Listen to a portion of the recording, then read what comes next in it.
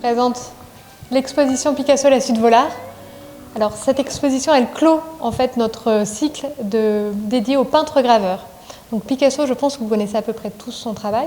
Les Demoiselles d'Avignon, le cubisme, voilà, c'est ce qu'on connaît un peu plus. La Suite Volard, elle est plutôt mystérieuse parce que déjà c'est de la gravure. Alors pour bien vous expliquer ce que c'est que la gravure, on vous a présenté des plaques de cuivre et les œuvres qui y sont liées à côté. Donc si vous vous tournez vers ce mur-là, vous avez les plaques de cuivre. Donc comment Picasso a procédé? Il a recouvert la plaque d'un vernis et avec un stylet, quelque chose de très fin, il a dessiné sur la plaque. Puis il l'a ancré et ça crée en fait les œuvres que vous voyez. Donc toutes les œuvres que vous voyez ici ont été réalisées comme ça. Il n'a pas pris, c'est pas du dessin, il n'a pas pris son crayon, c'est vraiment de la gravure. Cette suite, elle est composée de 100 gravures.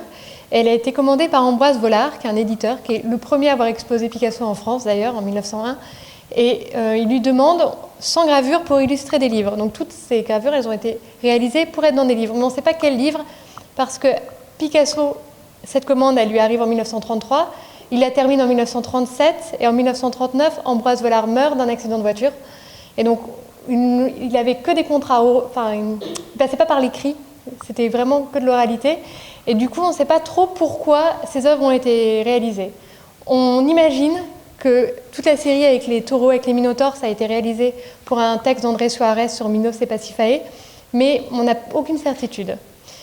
Cette œuvre, elle est aussi intéressante parce que c'est un retour au dessin de Picasso. Généralement, on dit que Picasso, il a abandonné le dessin, qu'il n'est plus du tout allé, après les Demoiselles d'Avignon, vers le dessin. Là, on revient vraiment vers une composition très stricte, et vous allez voir qu'il n'y a rien du tout de cubiste dans cette suite, c'est vraiment deux dessins à part entière. Elle a été divisée en 7 sections.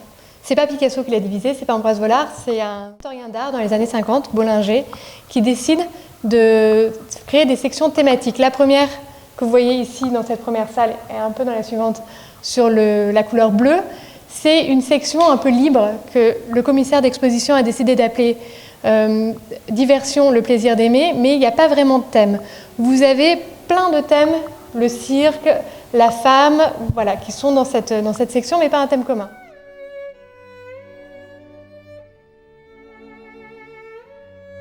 On a la fin du premier thème, Diversion, le plaisir d'aimer, et le début du second thème, qui est sur le rouge, qui est le thème le plus violent de cette suite, puisque c'est un thème qui a finalement pris l'acception. On l'a appelé le viol. Il a eu différents noms tout au long de l'histoire fin du XXe siècle. Il y a eu la bataille d'amour, l'étreinte, et finalement, les chroniqueurs ont décidé de l'appeler viol. Cette suite, en fait, elle arrive à un moment très particulier dans l'histoire de Picasso. Il sort de la période que Max Jacob appelait la période duchesse, c'est-à-dire la période où il s'installe avec sa première femme, Olga Kolkova, où il a une vie plutôt rangée, plutôt bourgeoise, et il rencontre Marie-Thérèse Walter. Marie-Thérèse Walter, c'est un jeune modèle qui va devenir sa maîtresse, et cette suite, elle traduit ça. Donc il y a des périodes, il y a des œuvres qui sont très calmes, et il y a des œuvres qui, au contraire, expriment une violence qui est très très forte. C'est le cas de cette série-là. Après, on passe à la troisième suite, au troisième cycle, qui est le cycle sur le jaune, et qui est le cycle autour de Rembrandt. Alors, Picasso, il a un rapport avec les maîtres qui est assez particulier. Il a une admiration pour les grands maîtres de l'histoire de l'art, et en même temps, cette admiration, elle est doublée d'un sens de la compétition. Donc, dans cette suite, il y a énormément de références à différents artistes. Donc, il y a Rembrandt, il y a un cycle qui lui est dédié, il y a 4 œuvres autour de Rembrandt. Mais il y a aussi Matisse, un de ses contemporains. Il y a aussi Ingres, qui est beaucoup cité par Picasso. Donc voilà, il veut prouver qu'il est quand même supérieur à ces artistes-là. Cette suite, elle est intéressante aussi parce qu'il y a différents thèmes qui émergent et qui vont être reproduits tout au long de la carrière de Picasso.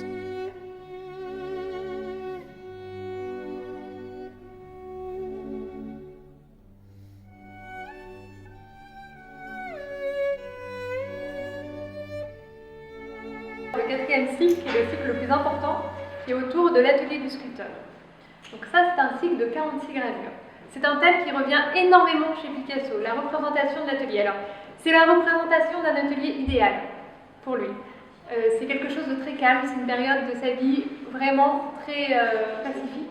Et ça ne ressemble absolument pas à son atelier, parce que l'atelier de chez Picasso, c'était un endroit où il y avait énormément de choses, où il y avait de l'accumulation. Là, on a vraiment l'atelier idéal qu'il se représente. Alors, c'est toujours le sculpteur, son modèle et une de ses représentations. Son modèle, ici, c'est toujours Marie-Thérèse Walter qui est représentée. Son visage s'affirme de plus en plus, et si vous remarquez bien les sculptures, les têtes de femmes qui sont représentées, ce sont des têtes de femmes que Picasso a réalisées lui-même en sculpture et qui représentent Marie-Thérèse. Dans cette série, il y a aussi le thème des anémones qui revient. Alors, il n'y a pas beaucoup de détails chez Picasso dans La Suite Volard, mais il y a quelquefois des petits détails qui reviennent, et notamment le thème des anémones. Le thème des anémones, ces fleurs, elles sont liées à Marie-Thérèse. On retrouve aussi des représentations qu'on retrouve dans d'autres cycles.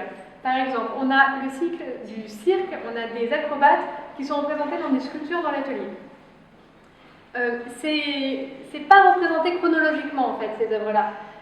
Les œuvres, elles sont représentées par thème, mais il les a vraiment fait entre 1933 et 1937. C'est pas l'une après l'autre.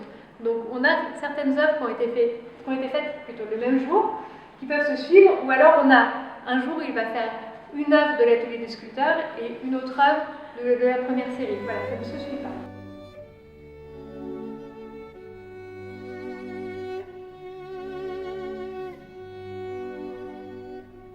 On arrive à l'avant-dernier cycle, l'avant-dernier véritable cycle, qui est l'apparition du Minotaure. Je vous ai dit que le Minotaure, c'est quelque chose qui va être vraiment, c'est un personnage qui va être très utilisé dans la peinture de Picasso, dans les dessins de Picasso.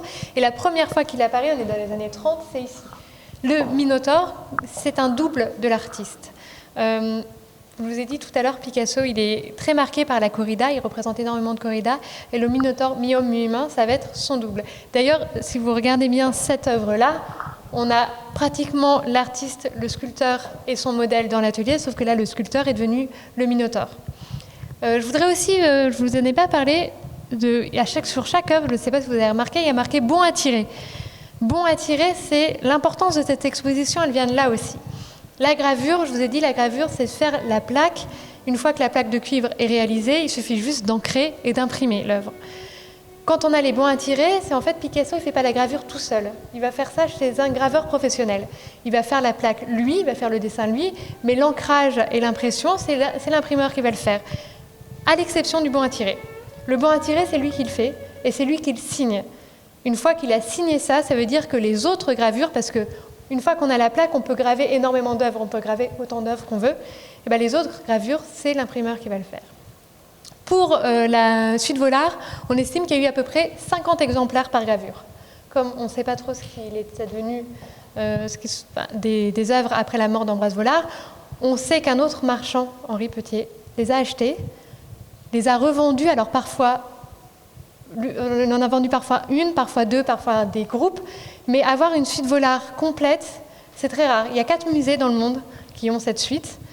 Le musée Picasso, donc, de Paris, a cette suite, c'est eux qui nous la prêtent, mais l'intérêt, c'est que ce sont les bons à tirer. Ce sont les premières œuvres, ce sont celles qui ont été vraiment réalisées par Picasso. Et s'ils l'ont eu, c'est parce que c'est la veuve de Roger Lacourière, qui était le graveur chez qui Picasso a travaillé, leur a légué à la mort de celui-ci. Donc voilà, ça c'est l'intérêt aussi de cette suite-là, c'est qu'on sait que Picasso a travaillé dessus.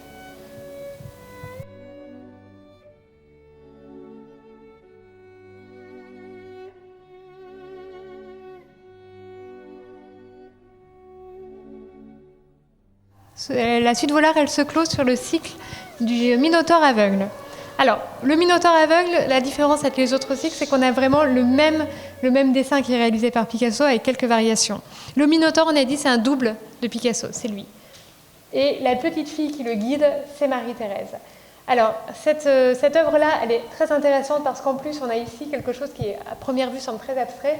En fait, c'est une réutilisation de plaques. Il a utilisé cette plaque-là pour faire une autre œuvre. Si vous regardez à l'envers, ici, c'est la mort de Marat. Où on a Marat tué dans son bain. Marat, c'est une autre œuvre dont il s'inspire. Ça clôt la suite sur un air assez angoissant. Mais il ne faut pas oublier la suite, elle se termine, dernière impression, 1939. Donc on est quand même dans une époque qui est de plus en plus sombre. Et cette suite, qui se termine avec le Minotaure, ça a des appels, ça nous appelle à une autre œuvre de Picasso qui a été faite après, qui est Guernica. On retrouve le cheval de Guernica, on retrouve tous ces motifs-là dans ces œuvres-ci. On a, pour terminer enfin, les 3 portraits d'Ambroise Vollard, parce que la suite, elle faisait 97 œuvres. Et quand Picasso donne ses œuvres à Vollard, 97 pour un marchand, c'est pas un chiffre rond, il lui demande d'arriver jusqu'à 100. Et donc, pour terminer cette suite, il fait le même jour, en 1937, il fait les 3 portraits du marchand d'art qui sont ici. Donc, il fait les 3 plaques le même jour. Après, les impressions, elles viendront après, entre 1937 et 1939.